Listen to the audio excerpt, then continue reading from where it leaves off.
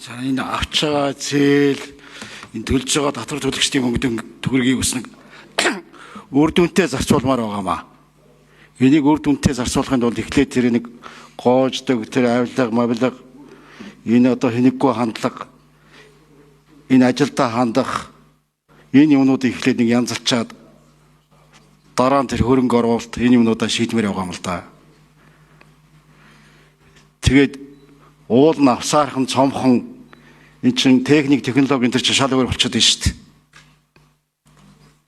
Тэгэл нөгөө л нэг 10 20 жилийн өмнөх те ийм арга хандлагаараа хандж байна. Тэгээд энэ даатгал маатгал гэж бүх юм л ажилдаг шүү дээ. Одоо хараа л да. Тэр байшин шатлаа энэ төр гэж яасан. Тэгээд дараа нь татвар төлөгчдийн мөнгөөр л босох гэж байгаа юм шиг байна. За авилга нэгт явцсан. Улаанбаатар хотод нэг авилга хороолон сүндэрлээд байдаг. За гэр хороол одоо зохион байгуулалт сайн хийжүүл тэр төргөн тусламжийн эмнэлэг эмчнэр очих боломж болцоо хаягжуулах энэ төр гэл те. Ийм ч одоо ямар ч мөнгө шаардахгүй хийчмээр байгаа байхгүй юу. Энийг хийхгүй өчнөө олон жил явлаа. Яваад ах юм. Тэгэл орон тоогоо нэмэлээ. Их л олон яам, их л олон сайд нар. Тэгээ боловсролын салбар өнөөдөр дампуурсан. Тэр писагийн шалгалтаар ямар үр дүн үзүүллээ. Уншаад юм ойлгохгүй хүүхдүүд байна гэж байгаа шүү дээ. Тэр тоо физик математикаар байхгүй. Бүгд унжээ. Тэгээ боловсролын салбарыг ямар намд хариуцуулж чадаагаа. Нэг жагсаалт хийдэн гişүүдтэй ганцхан ард түмний санал авсан гişүүнтэй. За тэр сайн багш байж болно. Сайн хувийн сургуулийн захирал байж болно. Тэгээ боловсролын салбарч өнөдөр ямар болчиход байна? Та хэд 68 гишүүнтэй болохоос биш. Тэр нам олон биш шүү дээ. Тэгээ одоо хариуцлага тийш нь жигчдэг. Ийм байж шүү. За манай чин бүрэн сайд бол сайн юмч. Сайн мэсэлч. Гэхдээ энэ хүндээ одоо тэр юм хийлгмээр байгаа байхгүй юу?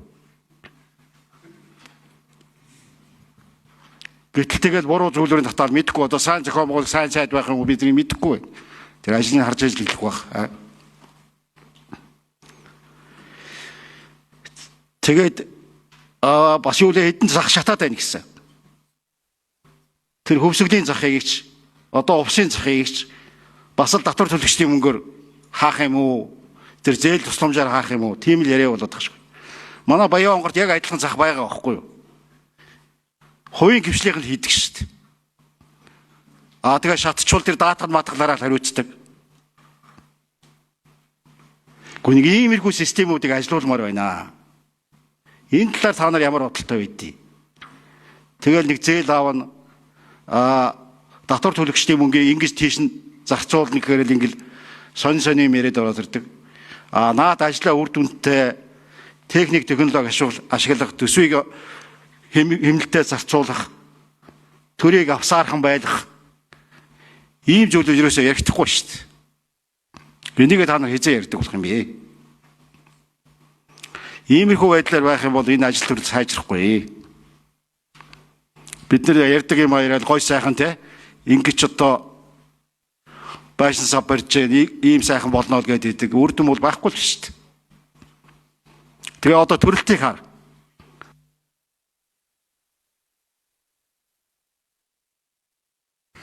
За гамтг шүү.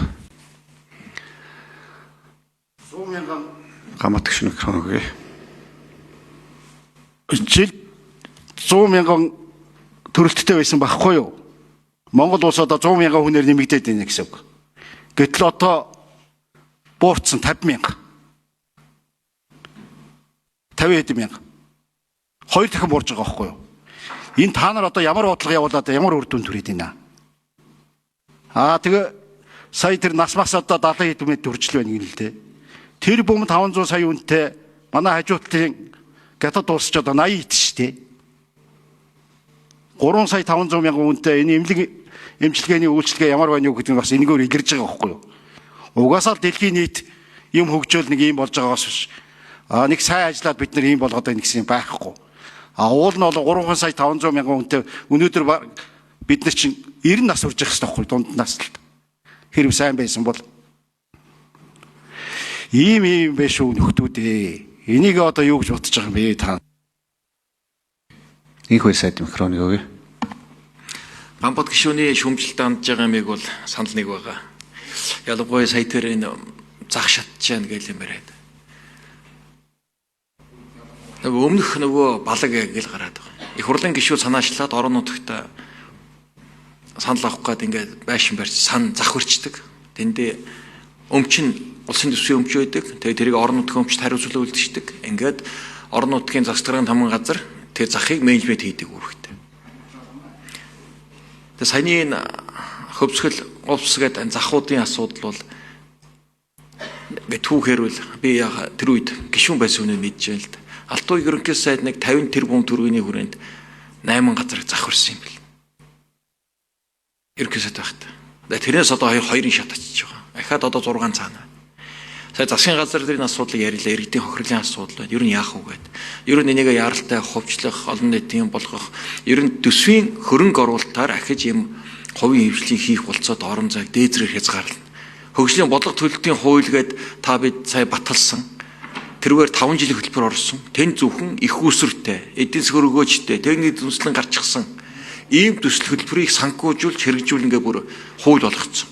Энэ хууль бол одоо төсвийг нэлээд сахилахтай, хариуцлагатай одоо дур зоргын хөндлөнгийн санал манд ордог зүйлүүд нэлээд сайн хязгаарлагдж байгаа.